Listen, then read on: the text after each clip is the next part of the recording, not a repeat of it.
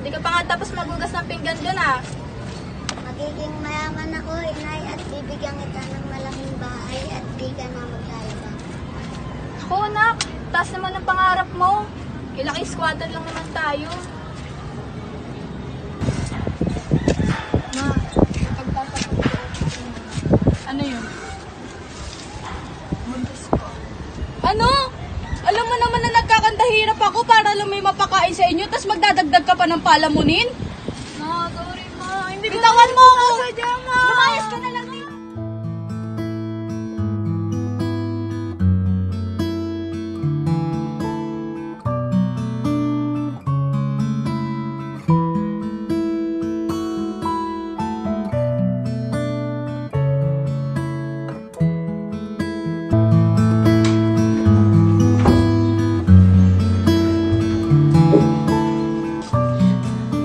Kasalanan mo to. Dahil sa galit sa akin si Mama.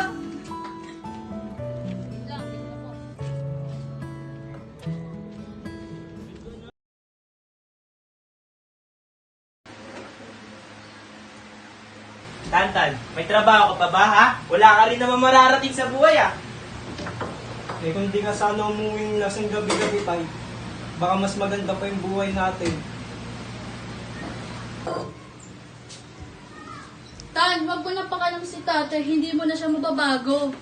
Eh ikaw, kailangan titigil sa pagiging tambay. Wala ka nang ginawa kundi magpasaway. Magtigil nga kayo. Kahit anong gawin mo, hindi mo mababago ang tingin ng mga tao sa atin. Harapin mo lang ang totoo.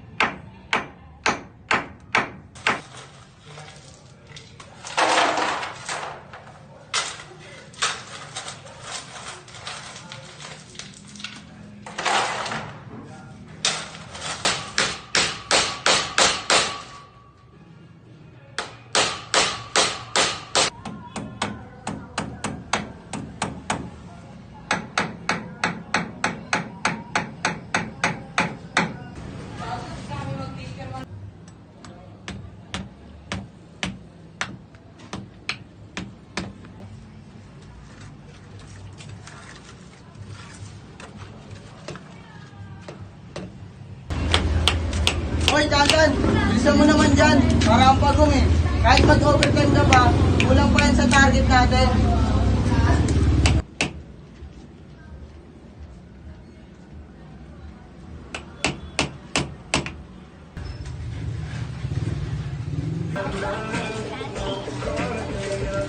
Yun!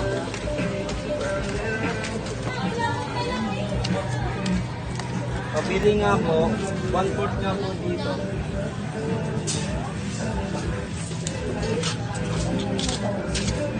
Tan, wala ka na talagang pahinga ano. Nakatapos mo na magtrabaho, nandito ka pa. Dapat magpahinga ka rin paminsan-minsan. Sayang ang oras eh. Kailangan kong kumayad at mag-ipon. Magkano po?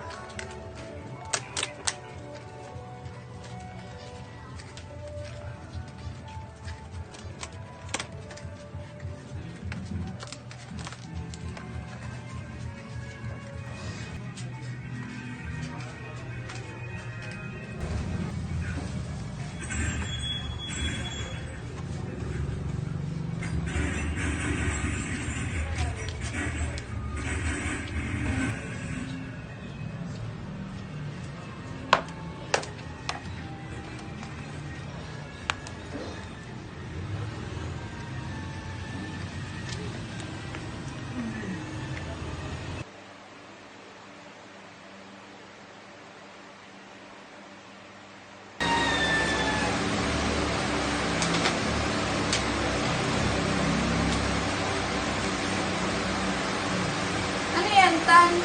Mukhang bagong pahirap na naman ah. Training na eh. Libre. Baka pag natapos ito, mas malaki pa sa akin ko. O kaya, makapagtrabaho ako sa ibang bansa.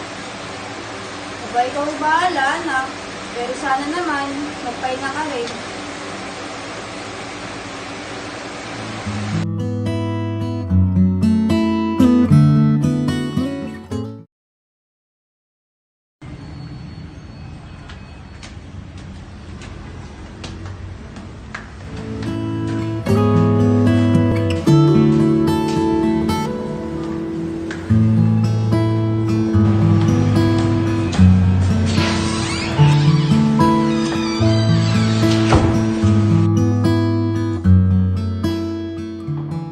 Ganito ang tamang pagbuo ng frame. Kapag mali ang sukat, hindi magiging matibay ang bahay. Tandaan, bawat detalye ng ginagawa ninyo ay may epekto sa kabuuan.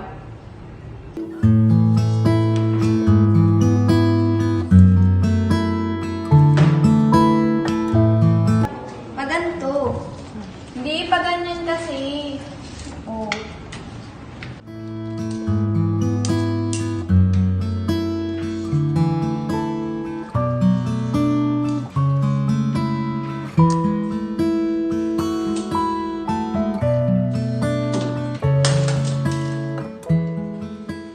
Tantan, ayos ka lang. Parang wala ka sa focus ngayon.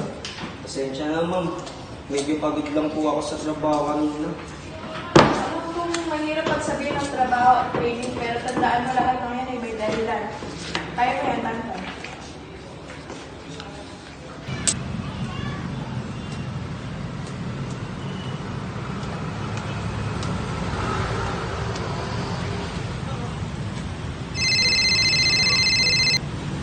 Hello? Sino to? Si Testo. May sakit si nanay mo, hindi makakain. Parang nahihirapan din huminga. Ano? Sige pa, uwi na ako.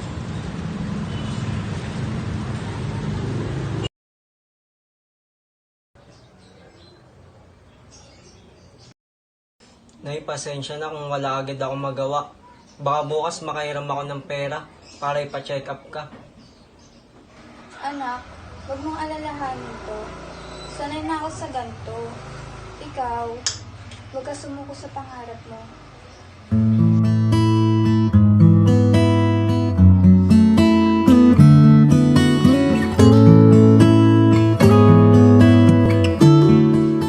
Tantan, pasensya na. Hindi ko alam kung paano kita matutulungan eh. Hindi ka sana puro tambay. Baka naman may ambag ka. Lahat na lang ako.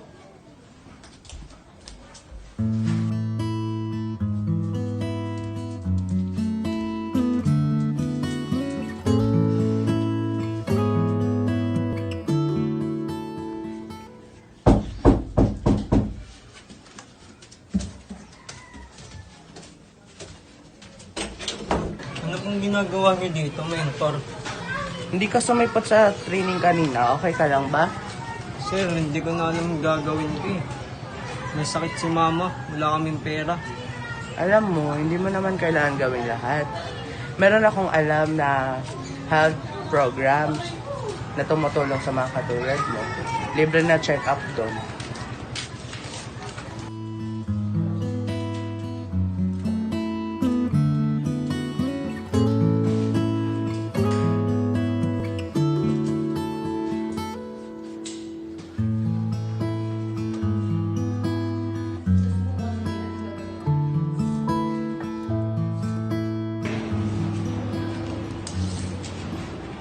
Paano ba to? Pagulot na ito oh. Ganito kasi oh. Ganyan. Abay, tan, ang laki ng improvement mo ah. Ikaw na ata ang pinakamagaling ngayon dito.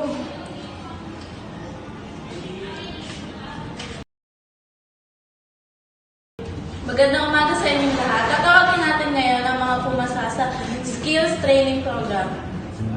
Christine Galvez.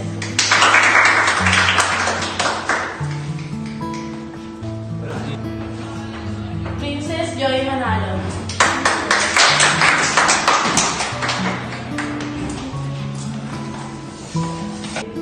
April de las Hamlet.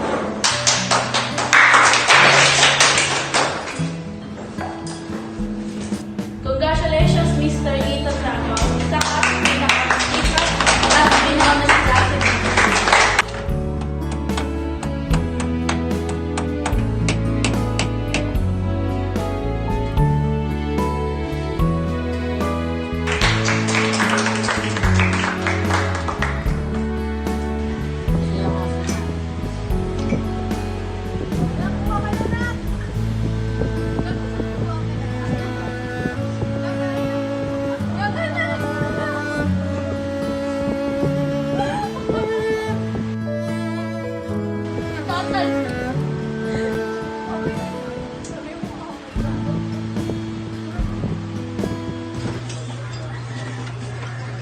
hindi ko akalain na makikita kita na ganito kasi alam mo, pasensya ka na kung minsan lasing ako. Nainis, pero ngayon, ang lain na ng respeto ko sa'yo. Gusto ko lang naman mayayawan yung buhay natin sa hirap, tay. Hindi man tayo yayaman agad, pero gusto ko mabago yung takbo ng buhay natin. O siya, huwag na tayo magdamatan. Basta proud ako sa'yo. Kung kaya mo, kaya ko rin. Baka ako naman yung sumibig sa training na yan. Proud na proud ako sa'yo, anak. Salamat sa lahat ng sakripisyo mo.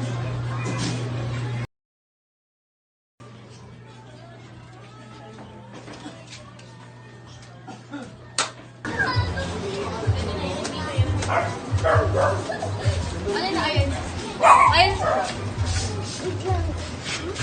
Ano yan? Ano yan? Sa'yo muna. Sa'yo muna. Ito yung paborito sa kainit. Salon.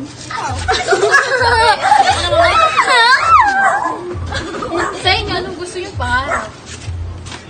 Ano? Doktor. Doktor. Doktor. Sana all. Talaga. Mula sa lugar na puno ng ingay at hirap, natutunan kong ang pangarap ay natutupad sa tulong ng sariling sikap.